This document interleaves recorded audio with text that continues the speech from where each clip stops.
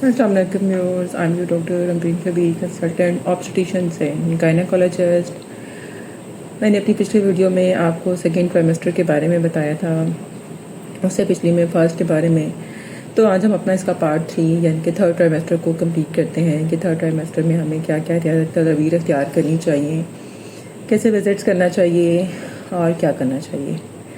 तो सबसे पहले मैं आपको ये बताना चाहूँगी कि हमें पता था, जैसे हमने देखा है कि 28 हफ्ते के बाद हमारा थर्ड ट्राइमेस्टर स्टार्ट हो जाता है। तो थर्ड ट्राइमेस्टर में 34 वीक तक आप बेशक 2 वीकली चेक करवा सकते हैं।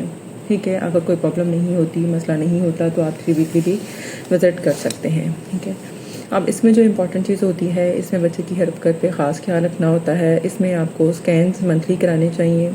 उसमें ये देखना होता है कि बेबी की ग्रोथ ठीक हो रही है, बेबी का पानी पूरा है, और सबसे ज़रूरी और इम्पॉर्टेंट चीज़ होती है इसमें अवल किस पोजीशन में है। खुदा न खासा अवल नीचे की तरफ तो नहीं है, जिसको हम लो लाइन प्लेसेंटा कहते हैं, जिसमें ब्लीडिंग का ख़तरा ज़्यादा होता है।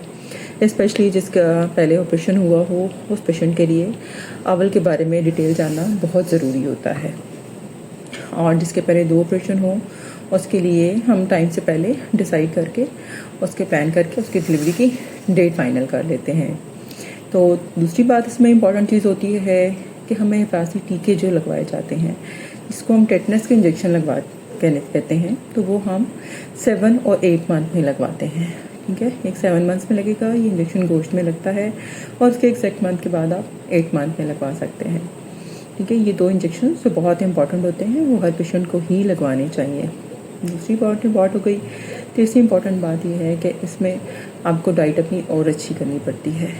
अपनी डाइट और अपनी लैब्स आपको उसमें कंप्लीट ब्लड काउंट ज़रूर फर्दर रिपीट करवाना होता है। अगर प्रीवियस कोई सर्जरी या ऑपरेशन हुआ है तो उसमें हमें ज़्यादा विजिलेंट रहना पड़ता है। अगर कोई खून की कमी का मसला है या कोई प्रॉब्लम चल रही है तो उसमें हमने देखना होता है कितनी कमी है, वो मेडिसिन से पूरी हो जाएगी। अगर हमें कोई आयरन के इंजेक्शंस लगवाने पड़ेंगे या ब्लड की रिक्वायरमेंट हो सकती है। तो ये सब सारी चीज़ों का टिल द डिलीवरी एंड के जो 2 मंथ्स होते हैं, उसमें आपने वीकली विजिट करना होता है डॉक्टर के पास, और उसमें यही चीज़ें देखनी होती हैं। और सबसे लास्ट इंपॉर्टेंट चीज़ इसमें ये होती है कि जो अल्ट्रासाउंड करने का मकसद ये होता है, वो ये होता है कि हमने उसमें अल्ट्रासाउंड पे उसकी पोजीशन देखनी होती है। अगर फर्स्ट बेबी है तो उसके लिए नॉर्मल पोजीशन बहुत ज़रूरी होती है, कि पोजीशन ही डिसाइड करेगी कि मोड ऑफ डिलीवरी क्या होगी। नॉर्मल डिलीवरी होगी, सिजेरियन होगा, ये बच्चे की पोजीशन पे डिपेंड करता है, अगर उसका फर्स्ट बेबी है या पहले नॉर्मल बेबीज़ है। लेकिन अगर कोई सिजेरियन है तो वो उसके अकॉर्डिंग ही उसकी डिलीवरी का प्लान डिसाइड किया जाएगा।